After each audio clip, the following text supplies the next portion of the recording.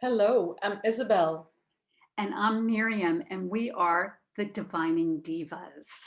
Welcome. Today, we're going to talk about how we pay attention to the subtle signs. We speak about our inner voice, and sometimes we have signs along the way that while we're busy and we go, go, go, we don't always pay attention to these subtle signs. And it's important that we do because the inner voice is not that loud. The signs are not always loud and clear. So, what do we do and how do we pay attention to those subtle signs, to our intuition? So Would you say? it came about for both of us in these last week of like when you do push, push, push, what happens, and when perhaps there's a not right feeling, and you keep trying to make it work, but it doesn't. And if we paid attention to those subtle signs, then perhaps it would have been easier. So, we're going to pull two cards each. What are the hints, the clues that we need to listen for? I pulled a card of tradition. In other decks, this card is called the Hierophant. It's a very spiritual symbol. It's really about owning your intuition, going back to what is comfortable, what is a structure that really works for me. Sometimes I know that I get myself into a bind when I am trying to make it too difficult. And so it's really about, taking ownership of my own intuition, my own information. So I pulled the Lovers Hmm. and I pulled the Seven of Fire.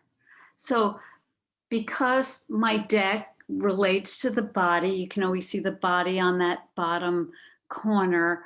I'm going to relate it to the body because to me, to pay attention to those subtle signs are going into the body. And here with the Lover's card are, sometimes it's union of opposites, but it's about connecting, and it also relates to communication. So it's about like how is it that you're communicating, and then because it relates to Gemini, and Gemini in polarity therapy relates to the shoulders, it's like, can you go into your shoulders, and if they're really up and they're tight and you're, it kind of means that you're like literally you're too much in your head.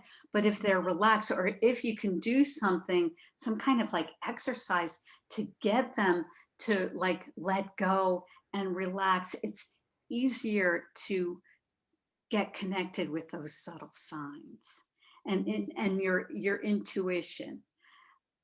The next card is the Seven of Fire. So sometimes the Seven of Fire, the Seven of Wands in many decks relates to being like brave enough. In some decks, this is called valor, and it's to stand up for what do you believe in. But before we know what we believe in, we have to go to our body. And in this case, that little man on the corner points to the solar plexus. So that has to do with our ego.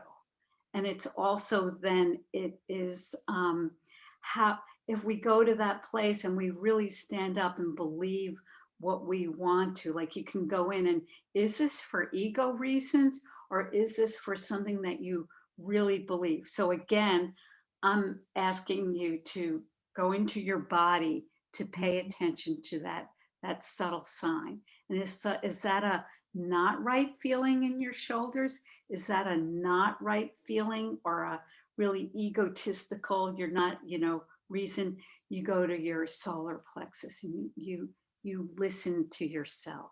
I think that's the most important part. It's really cool that you have that body aspect to your tarot deck to go to. That's really amazing. So my second card is the Queen of Pentacles. So just like the Hierophant, the Queen of Pentacles refer to the element of earth. So it's about getting yourself grounded. So the Queen of Pentacles asks us, have you eaten enough? Did you eat good food? Do you have some vitamins that you need to take? Did you drink enough water? Do you need to have a nap?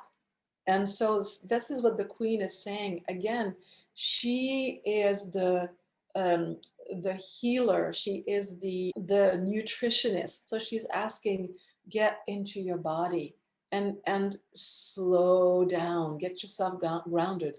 Do whatever it takes to get yourself grounded. And sometimes that's what you need to do. Take a nap, go for a walk. Really simple. And then earth is always practical. You know, once we get ourselves grounded and we slow down, we can see the clues that guide us to, okay, I need to pay attention to this. Or I don't have to do this. I don't have to, or I don't have to do this way. I can find an easier way. So give us comments below, subscribe, give us thumbs up, and ask what you would like us to be asking you. And there's always the option of individual readings and readings for us to do. Many options. We look forward to seeing you soon. Thank you.